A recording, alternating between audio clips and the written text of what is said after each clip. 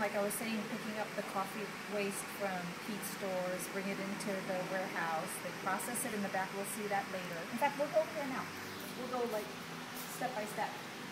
But and then process the coffee grounds, and that's what goes into the kits with, you know, all our ingredients, the mycelium.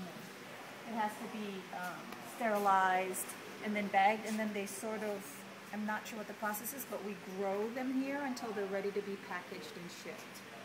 So they're all in different stages. And it's not my specialty, but Osvaldo would be the one that like handles quality control back here. So this basically I would say is like the breeding area. And you said that 3 months ago it was about a third of this space? I'd say even less than that. Like it was about the size of our office that we walked into, I think. I didn't get to see that space. They had just moved out, and in fact, the very first day that I got interviewed, they were working out of like Starbucks because they were in that interim process of moving. But here, hi Aron.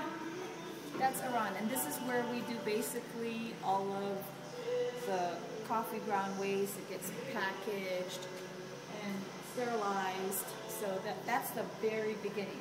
And then the trucks back in here and drop off the coffee waste, which was already done this morning, so we missed that process. But we get all that coffee grind smell when we walk in every morning. And it smells incredibly like coffee. Yes, it is. And all of the mushrooms just come from the waste, the coffee ground waste? That's what we use for the soil. Mm-hmm. There is a mixture that we put in. Of course, you have to have the mushroom seeds, and then the mycelium helps promote the growth, and then they root them in there. So by the time you get them as a kit, when you open them, they're actually ready to sprout. So it's pretty exciting. I actually didn't know very much about mushrooms when I started working here, except how they tasted. And, you know, my daughter could dispute the fact, but how to cook them. So it's really, it's a cool process, and it's nice to know that we're taking someone else's waste, putting it to use. And actually, I don't know if you know that part of the story, but after a while of producing these, which wasn't their initial game plan, it was to grow herbs or vegetables, but the kits came out of that. And then started thinking, well, now we're producing our own waste because they had waste after doing this process. And we were picking up someone else's waste, so why are we making waste out of their waste? So they started the soil amendments, and that's what you see in the bags up there. So they now sell soil amendments to stores like Home Depot, and they sell it for people that use them in their gardens. So it's like a fertilizer. Yeah. Yeah, even the byproducts are sustainable now. Yes, yes, so we don't have any waste. That's spectacular. And that's Michael. Hi. Michael. So Michael helps in this area where they go and they package and we ship. We actually take the orders off of the online website. A few of them now, actually. And that's, I like create the labels to make sure everybody gets their orders, and then they fill the orders here, and they come and pick them up and ship them out. So everything's done basically in one area. I saw on the really website nice. A lot of it is available through Whole Foods. Whole Foods and Pete's Coffee, some of Pete's coffee houses, not all of them. And it's, to me, working in the office, it seems like we're expanding every day. It seems like we just get one more, because we have not distributors, I'd like to call them sales managers and distribution leaders, but they're now on the East Coast, Seattle, LA, Washington. We just hired one gentleman that's moving to Georgia. So they go and do their local markets. So we're in a few smaller stores as well, which I can't keep track of at the moment. They're driving me crazy as fast as they're coming in, but you know, and we're doing big ones too, like Gelson's, and we're being distributed through companies like UNFI, which I'm just learning about myself, and SFTA, which are big distributors, and they actually go out and let us know when these big festivals, which we love to do, which are festivals, which are coming up, and they let us know that they're coming up and prepare us to help get ready for them, fill out all the forms, send in all the requirements, and then we go with all our kits and we stand there and do demonstrations. So, and they do demonstrations in stores where, you know, people walk by and talk about your kit. So it's fun, and they do, I mean, Alex and Nikhil, the owners, even you know, as much as they have on their plate, they tend to be out every weekend at some festival doing their demonstrations. So they've got pretty hectic schedules. But they're so passionate about it. It's just easy. It comes so easy. So it makes it easy for me to come to work every day. Now, do you distribute to restaurants too? Not yet. Actually, the first person that they went to, I know if you read their story, was Alice Waters, who's the big Yes. restaurateur. But not to restaurants directly yet. Okay. And, you know, who knows? Maybe that's somewhere in the plans. I think they've got full plates right now. They're flying a lot. They just flew out this morning. But they do a lot of flying to try and, now we're trying to place ourselves out there in the markets that we want to get into. So keeping them pretty busy. Keeping me pretty busy. Now, when I think about it, like growing something could be pretty complicated. Once you get a kit, though, Yeah. can you take us through the process? Yeah, and actually, let's go and see the ones. There's some that go through all the stages that we do. We also put some on the shelves and grow them ourselves so that they can take the kits to their demonstrations and people can see the different stages that the mushrooms are in. Which also means then we have samples of live mushrooms in the warehouse all the time. Oh, So cool. sometimes we're lucky enough to get to take them home. So different stages, but not necessarily in order. I'd say, like, you know, a kit would be, well, basically there's growth there already, like stage 1.